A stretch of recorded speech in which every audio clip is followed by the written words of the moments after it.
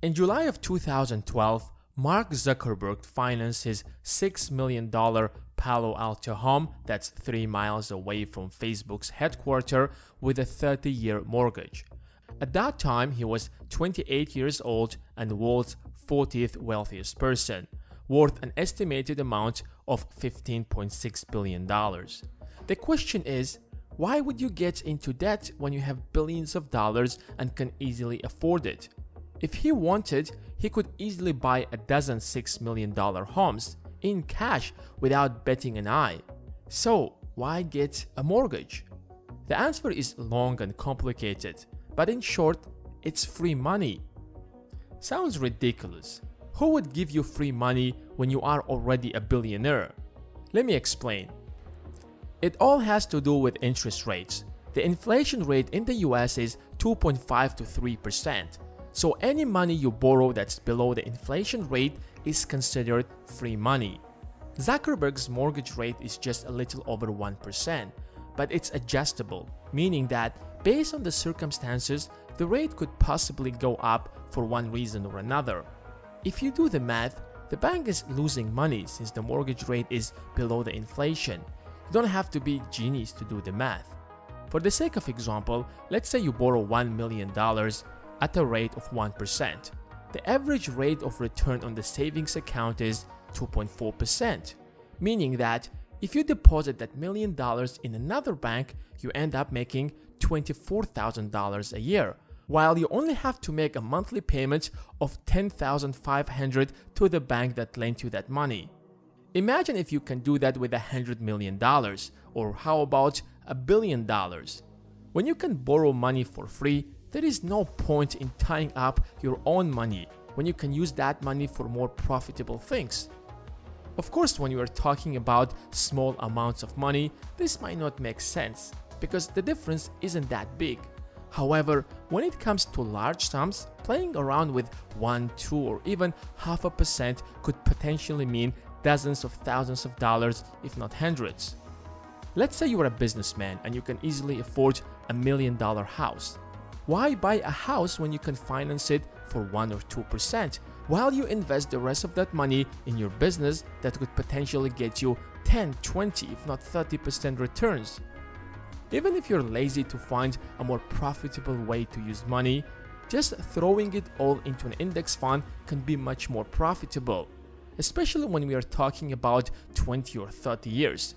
Historically, an index fund has shown to have an average rate of return of 8%. If you take a mortgage and invest your money in an index fund, the percentage difference will end up in your pocket. It all comes down to opportunity cost. Economically, it wouldn't make sense for Zuckerberg to buy the house in cash when he has been offered a 1% mortgage rate. But he is not the only one who is so smart to do that. Take Elon Musk, for example. Most of his wealth is tied to Tesla and SpaceX. To buy a house for $20 million, he probably might need to sell a considerable chunk of his wealth, pay taxes, and incur other expenses. However, he can take free money and keep his monthly payments under his budget. He took out a $61 million mortgage for 5 properties in California with a monthly payment of $180,000. That's not unique to billionaires, by the way. It's also practiced by moderately rich people like Jay-Z or Beyoncé. They took a mortgage to buy their $88 million house. They put 40% down payment and financed the other $52.8 million. That leaves the couple with $150,000 of monthly payments. In comparison, the national median home value is around $200,000. Instead of tidying up $53 million in a house, he definitely knows where to invest it to maximize his profit. At the end of the day, he's made a lot of great investments and he's on his way to becoming a billionaire. The richer you get, the better ways you find to make more money. But let's be honest, not everyone gets such a low mortgage rate. Nationwide, it's around 3%.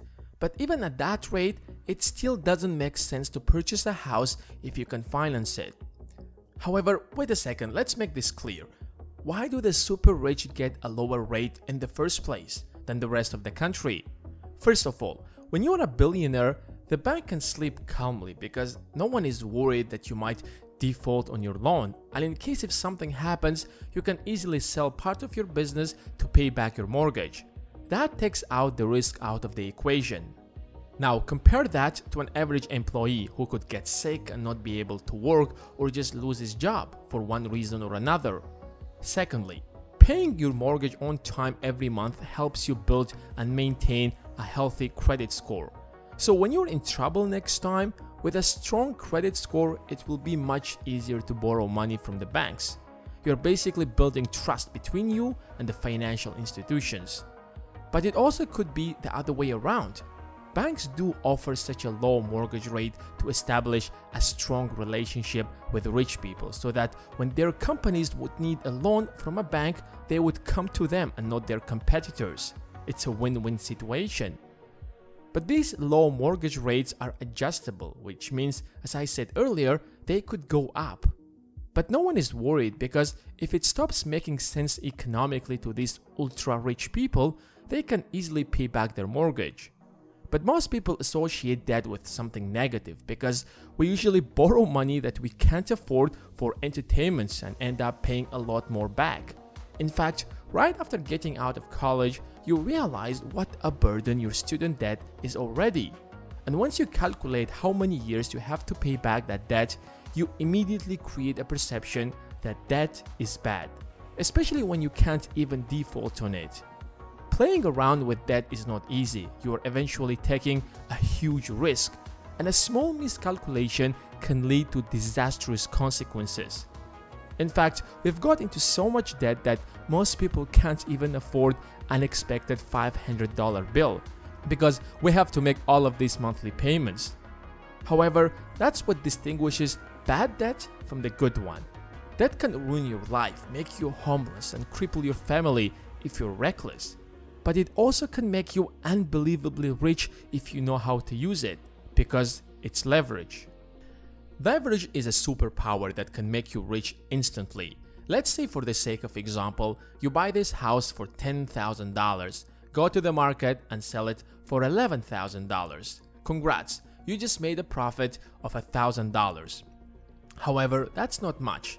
But if you use leverage, you go to the bank first, borrow $990,000. With your additional $10,000, that's going to be $1 million.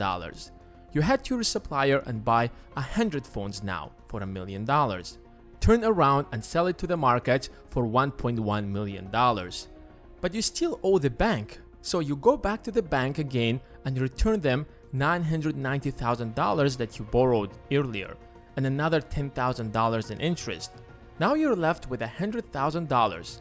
After you deduct your own $10,000, you're left with $90,000 of pure profit. That's how you make money when you don't have money. The bank made their share of the profit and you made yours.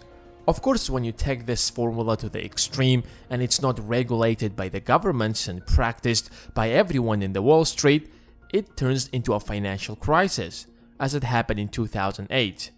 Remember when home prices crashed and then they took down the entire economy with them? Well, it's because the investment banks used leverage to maximize their profit to the point where their strategy backfired. Because they began giving mortgages to people who didn't necessarily have the best credit score and weren't financially prepared to make the monthly payments. And then they defaulted on their mortgages, as they suppose. It was a nightmare for the investors, because for the last 40 years, home prices were rising and suddenly they are going down. Well, we're not going to get into the details of the 2008 financial crisis, that's a story for another video, but in any ways, it's a major tool of how rich people make money.